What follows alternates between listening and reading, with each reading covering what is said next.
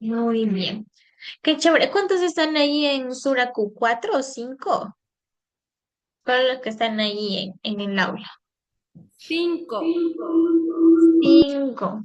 Que les dio frío salir a Lida, a Margot, ahorita que se conecta Celina, les dio frío salir al, al aula.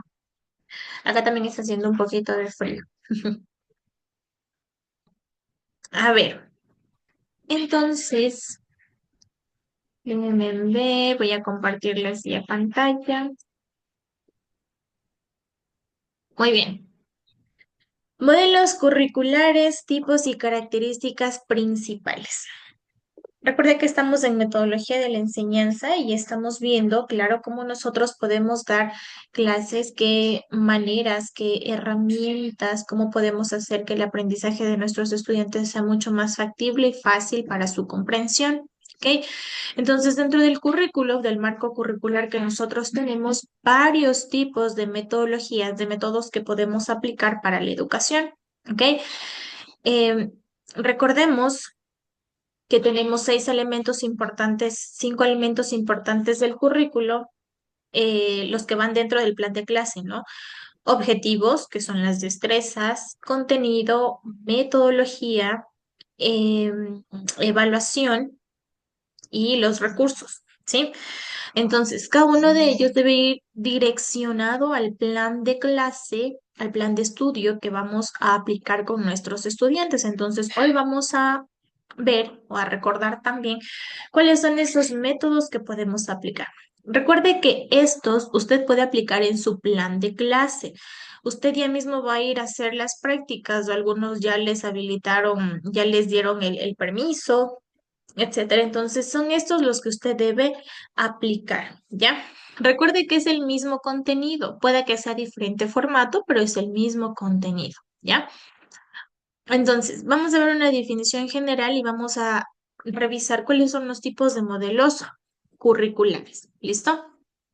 Entonces, primero, definición y tipos de modelos curriculares. Sabemos que los modelos curriculares son aquellos que nos ayudan a orientar la estructura, ¿sí? Y nos ayudan a organizar el currículo de manera más factible. ¿Listo? Ya vamos a ver cuáles son los más comunes, vamos a ir analizando uno por uno y tomar en cuenta que las características claves de estos modelos sigue siendo el objetivo, el contenido, la enseñanza, el método, la evaluación y los recursos, ¿sí? Independientemente del método que elijamos, los componentes van a ser los mismos. ¿Listo? Entonces, vamos a ver el primero, el tradicional. ¿Listo? Este método tradicional ya lo habíamos analizado.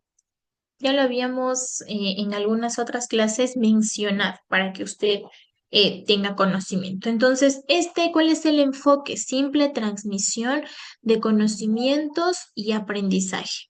Memorístico, esa es la diferencia con otros métodos, ¿sí? Con otros modelos. Entonces, tiene una transmisión de conocimientos de forma estructurada, secuencial, ¿sí? En la que su enfoque prácticamente es disciplinar. O sea, en otras palabras, el contenido se organiza en asignaturas bien definidas, se prioriza, como habíamos mencionado, la memorización y la reproducción de información. Muy bien, ¿cómo funciona esto de la memorización? Porque al final esta es la principal. Recordemos, este método tradicional ya no se lo debería utilizar hoy en día. ¿Por qué? Por el hecho de que la característica principal es la memorización. Entonces, si usted se pone a pensar en tiempos antiguos y más antes, años atrás, se aplicaba mucho este método tradicional en la que el profesor era el único que tenía la razón, no se le podía refutar mucho porque al final él era el que tenía el conocimiento amplio de la materia. Acuérdese que no había internet, simplemente habían los libros y el que leía los libros era el profesor, ¿no es cierto? Entonces, él era el único que sabía todo este proceso, ¿ok? Entonces, lo que decía el profesor era ley, ¿sí? Entonces, de ahí viene a que la parte de la memorización, en la que las evaluaciones le preguntan con punto y coma todo. A ver, ¿qué es un ecosistema? Y tenía que decir tal cual el profesor lo había mencionado, ¿ok? Entonces, esa era la característica principal, ¿sí? ¿Cuál es la metodología que se aplica en este modelo curricular? Las clases magistrales, en donde el docente es el quien expone el contenido, no hace preguntas, no, no comparte conocimientos, no hay una conexión con el estudiante, simplemente va, da la clase y no comparte nada más con los estudiantes. Y aparte de eso, usted tiene un aprendizaje pasivo, ¿sí? En donde simplemente usted escucha y nada más, ¿sí? ¿Y cuál es la forma de evaluar? De manera memorista, en la que le dicen, por ejemplo, en qué año fue esto, qué era lo que decía tal persona, y usted tenía que mencionarlo con punto y coma, ¿sí? Entonces, característica principal, recordemos, los docentes son la fuente principal del conocimiento, ¿sí? Usted como estudiante tiene un rol pasivo, no interactúa para nada, simplemente escucha. Se evalúa el aprendizaje a través de exámenes escritos, obviamente enfatizando la memorización. Recuerde, usted tiene que decirlo todo con punto y coma. No puede equivocarse porque si no, está mal la pregunta, la respuesta, ¿sí? Y obviamente los contenidos se organizan desde los más simples a los más complejos, tomando en cuenta que como era memorístico debería ser de esa forma, ¿no es cierto? El más simple hasta el más complejo. Ahora, ¿cuáles creen que eran las ventajas y las desventajas de este modelo curricular? Primero, una de las ventajas, claro, la organización clara de los contenidos. Los contenidos estaban organizados de tal manera que era muy fácil para el docente preparar su clase y tanto para el estudiante, bueno, pues poder memorizarlos. También facilitaba la planificación estructural. Ojo, en todos los modelos se tiene que hacer la planificación, pero bueno, pues tenía una estructura mucho más simple y sencilla, ¿ok? Bueno, una de las desventajas que no favorece en este modelo, ¿sí? Es que no cumple con los requisitos que hoy en día el Ministerio de Educación lo hace, que es, por ejemplo, el pensamiento crítico, ¿ok? No hay autonomía de parte del estudiante para decir consulte, busque, indague, no hay esa actividad activa del estudiante. Entonces, por ende, bueno, pues el pensamiento crítico no se genera. Y otra desventaja es que simplemente genera un aprendizaje mecánico. Al ser un modelo que utiliza mucho la parte memorística, obviamente se genera un aprendizaje mecánico como robot, donde yo le digo, a ver, dígame qué es ecosistema y usted lo repite tal cual lo dijo el profesor, sin cambiar ni una sílaba.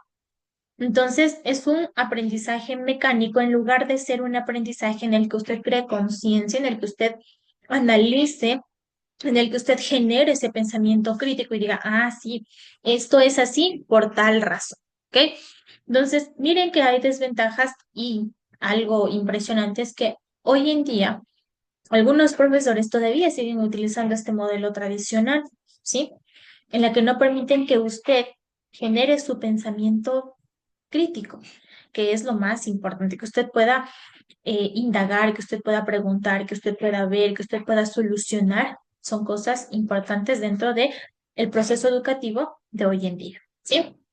Preguntas sobre este modelo tradicional. Preguntas. ¿Es recomendable utilizarlo? Al final de revisar todos los modelos curriculares, vamos a analizar cuál es el mejor para aplicar yo con mis estudiantes, por qué debería aplicar estos o no. Pero tome en cuenta una cosa.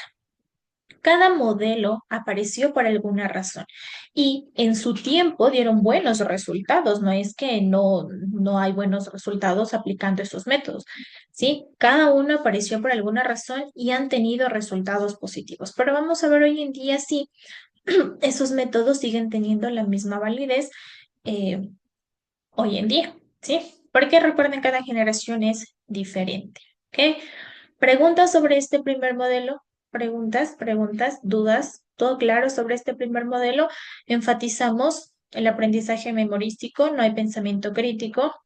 El profesor es el que tiene la razón, ¿sí? Y todo es a través, las pruebas son memorísticas, ¿sí? Preguntas, dudas sobre este primer modelo, ¿no? Vamos con el siguiente. Modelo curricular por competencias, ¿sí? Muy bien. ¿Cuál es el enfoque principal?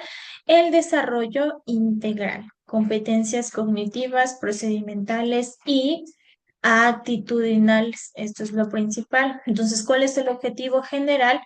Formar personas capaces que puedan resolver problemas, ¿ok? ¿Cuál es el tipo de metodología? Aquí sí hay un aprendizaje activo. Un estudiante que participa, que pregunta, que indaga, resolución de problemas y una evaluación formativa mucho más diferente en la que le permita al estudiante analizar diferentes situaciones. Entonces, en este modelo que se desarrolla, habilidades, conocimientos y actitudes, ¿ok? Que permitan al estudiante aplicar lo aprendido en distintos conceptos. ¿Ok? Diferentes contextos, ¿ok? Recuerde que el contexto es todo lo que todo el espacio geográfico, situacional, económico, todo en el que se encuentra y al que le rodea al estudiante, ¿sí? Entonces, esta parte es importante, el contexto es muy importante para saber cómo puede aprender un estudiante, ¿ok? No se centra solo en el contenido. Miren, primera diferencia con el tradicional, que el contenido es importante. En el currículo, en el modelo curricular por competencias, no se centra solo en los contenidos, sino que va más allá. ¿Qué pueden hacer con este conocimiento los estudiantes? Entonces, aquí viene la parte del aprendizaje activo. Sí, o sea, a ver, para qué le sirve a mi estudiante saber qué es un ecosistema? ¿Para qué le sirve a mi estudiante aprender a sumar y a restar? ¿Para qué? Entonces, ahí viene la parte de la resolución de problemas, del pensamiento crítico inclusive, de saber, a ver, el por qué me sirve, para qué voy a utilizar. Entonces, los estudiantes pueden hacer, piensan, ¿qué pueden hacer con ese conocimiento que tienen? Características.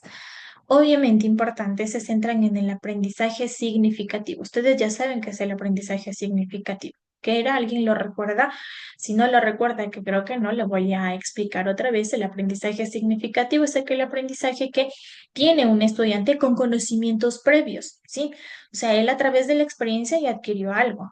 Y con lo que usted como docente le explica, complementa ese aprendizaje, ¿sí? Entonces, mire, ya tiene un aprendizaje significativo, es decir, tiene conocimientos previos sobre el tema y lo que hace complementa con lo que usted le dice y a la final, ¿sí? Y al final, ¿qué es lo que sucede? Bueno, pues puede llegar a solucionar problemas reales, ¿sí? Importante. La evaluación formativa, ¿cómo es? ¿Sí? Es a través de procesos, ¿sí? Se mide el desempeño del estudiante, no solo los conocimientos, es decir, su capacidad para resolver problemas, su capacidad para indagar, para preguntar. Eso es lo que se evalúa en esa parte. No solo conocimientos, sino ejemplos prácticos y vivenciales, como lo hablábamos la anterior semana, ¿no es cierto?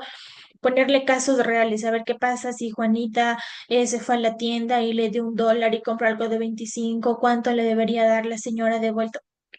Ejemplos reales, que ellos en el día a día lo vivan. Entonces, este modelo, súper importante. ¿Tiene ventajas? Claro que sí. Y desventajas también. Cada modelo tiene su pro y su contra. ¿Sí? Ventajas. Nos ayuda a resolver problemas a los estudiantes. Por lo tanto, si ayuda a resolver problemas, puede generar un pensamiento crítico. ¿Sí? ¿Qué más pasa? Prepara mejor a los estudiantes para la vida y el mundo laboral. Claro, con mucha más razón. ¿Por qué? Porque estamos preparándoles con ejemplos reales, con situaciones reales que van a pasar en la vida real. ¿sí? Y ellos van a saber ya cómo resolver o cómo enfrentar estos problemas, ¿sí? ¿Hay desventajas? Sí, claro que sí. Entonces, ¿qué requiere? Esto más para los docentes, que usted esté capacitado. Si usted no está capacitado en metodologías más activas, este modelo no funciona, ¿sí? Así de simple, no funciona. Y obviamente puede ser mucho más difícil evaluar a los estudiantes porque se deben establecer criterios más claros. Recuerde que no es como el modelo tradicional en la que simplemente le pregunto qué es esto, en qué año fue esto, cómo se produjo esto, ya, sino que permite que genere su conocimiento más a profundidad y que, bueno, pues se establezcan de esta forma el pensamiento crítico del estudiante y puedo decir, bueno, pues va más allá de el qué o el por qué, sino razones, ¿no es cierto? Entonces, es mucho más difícil evaluar y generar las preguntas de conocimiento, no de conocimiento, sino de pensamiento crítico. ¿Ok? Esas serían las desventajas, no para los estudiantes, sino más para los docentes, porque como les digo, es más trabajo, usted tiene que estar más preparado. Entonces, ahí viene esa parte. ¿Listo? Preguntas. ¿Este modelo será el indicado para trabajar? Ya vamos a ver si sí, ya vamos a ver si no, ya vamos a ver por qué sí, por qué no. Esto al final de ver cada uno de los modelos. ¿Sí? Preguntas. Vamos viendo dos modelos. Modelo tradicional y modelo curricular por competencias. El de competencias tal vez se les hizo un poco más familiar porque es algo que ya, bueno, más adelante lo vamos a revisar. Preguntas. Preguntas sobre este modelo. Bienvenidos a los que acaban de ingresar. Sí, bienvenidos. Y bueno, recuerden, estamos viendo los modelos curriculares, aquellos que ustedes pueden aplicar dentro de su plan de clase. Sí, esto es importantísimo para saber cómo usted va a aplicar y desarrollar su tema de clase con los estudiantes. Sí, si no hay preguntas, vamos a ir por el siguiente modelo curricular y es el modelo curricular integral. ¿Sí? Bueno, este modelo que busca la interdisciplinariedad. ¿Qué significa? La interdisciplinariedad significa que usted va a integrar varias asignaturas para el aprendizaje global y contextualizado. Recuerde lo que hablábamos de los proyectos interdisciplinares la anterior semana. Aquí está este modelo, ¿sí? Es decir, relación significativa entre las áreas del conocimiento. ¿Cuáles son las principales? Matemáticas, lenguaje, naturales y sociales. Y luego vienen las complementarias. Artística, educación física, desarrollo del pensamiento y muchas otras más, ¿sí? Entonces, cuando se crea una conexión con todas y cada una de estas materias, entonces ahí estamos generando un modelo curricular integral, ¿ok? La contextualización, obviamente, igual que la anterior, me permite visualizar situaciones reales y problemas que se generan en el entorno. ¿Sí? Entonces, característica principal, el proceso de enseñanza-aprendizaje se hace integrando cada una de las materias. Todas las que usted puede integrar. El anterior fin de semana vimos un ejemplo de cómo se integran cada una. ¿Ok? Entonces, en lugar de tener, ¿sí? Materias aisladas, es decir, por allá lenguaje, por acá matemática, no, se combinan a través de proyectos, ¿sí? Que ayudan a generar diferentes disciplinas, diferentes conocimientos, situaciones reales también que se pueden generar y yo ahí sí sé. ¿Para qué me sirve este tema de matemáticas? ¿Para qué me sirve esto de naturales? ¿Cómo puedo integrar en una sola y para qué me va a servir? ¿Sí? Entonces, de esta forma, los estudiantes ya ven algo más completo, ¿sí? Algo más complejo. Entonces, ven ya un proyecto, porque recuerden, un proyecto es algo grande, ¿no? Entonces, ven un proyecto y dicen, muy bien, incluimos matemáticas, incluimos naturales, incluimos sociales, incluimos naturales, artística, educación física, desarrollo humano, todas se congeniaron para hacer un solo proyecto. Y ahí es donde yo muestro las diferentes habilidades y aptitudes que tienen mis estudiantes, ¿sí? Como todo modelo, hay ventajas y desventajas. Vamos, pensemos en las ventajas. Favorece el aprendizaje más significativo en mis estudiantes? Claro que sí, los conecta más con la realidad, obviamente. Y algo importante, lo que nos menciona el Ministerio de Educación, que nosotros tenemos que hacer es que genera el trabajo colaborativo, ¿sí? Habíamos analizado la anterior semana que el trabajo colaborativo es muy importante. Empezar desde los más pequeños es importante. Decíamos, ay, no es que son niños y ellos se pelean, que no sé qué. No. Desde ahí viene el énfasis en que los estudiantes tienen que aprender a trabajar en equipo, ¿sí? Ventajas importantes que da este modelo. Ahora, ¿qué desventajas tiene? Requiere una planificación más estricta. Y otra cosa que a veces no nos gusta, coordinación con otros docentes. Es fácil cuando eh, tenemos, somos unidocentes, es decir, nosotros somos dueños de todas las materias, de matemáticas naturales, sociales, naturales, todas. Fácil. Pero cuando hay un docente para cada materia es mucho más difícil, ¿sí? Es mucho más complicado, porque tengo que ponerme de acuerdo con el profesor de lenguaje, luego tengo que hablar con el profesor de matemáticas, luego tengo que hablar con el profesor de sociales, tenemos que pensar en cómo va a ser el proyecto, en qué van a acoplarse cada uno. Cómo van a colaborar cada uno. Entonces, miren, es una coordinación más. ¿Y qué pasa? Es que yo no me llevo con la profesora de lenguaje. A mí el de matemáticas me cae mal porque siempre me queda viendo feo. Ahí viene el conflicto, ¿sí? Entonces, usted tiene que aprender a trabajar en equipo también, ¿ok? Entonces, miren, complicado sí, que da buenos resultados, claro que sí, claro que sí. Trabajar con proyectos interdisciplinarios con este modelo curricular es muy importante, ¿sí? Nos ayuda a generar esa parte. Ahora, más adelante igual ya vamos a analizar bien esta parte también. Usted puede aplicar este modelo en el primer trimestre, en el segundo trimestre, en el tercer trimestre, dependiendo, independientemente del cual usted quiera, puede aplicar este modelo. ¿Le va a ayudar? Obviamente. ¿Sí? ¿Es más trabajo para usted? Sí, un poquito más de trabajo, pero sí lo es, ¿ok? Preguntas, vamos viendo tres modelos: tradicional, por competencias y curricular integral. Pregunta, ¿no? Sigamos. Modelo basado en problemas, ¿sí? A ver, como dice, como su nombre mismo lo dice, está basado en problemas, ¿no es cierto? Es la final que nos ayuda a hacer, a resolver problemas relevantes. ¿Ok? Si usted se va dando cuenta, los tres últimos que hemos revisado, obviamente son modelos que van ligados a la realidad, ¿sí? A cómo podemos resolver problemas. Pero, ¿qué interviene en este modelo? La investigación y aplicación, ¿ok?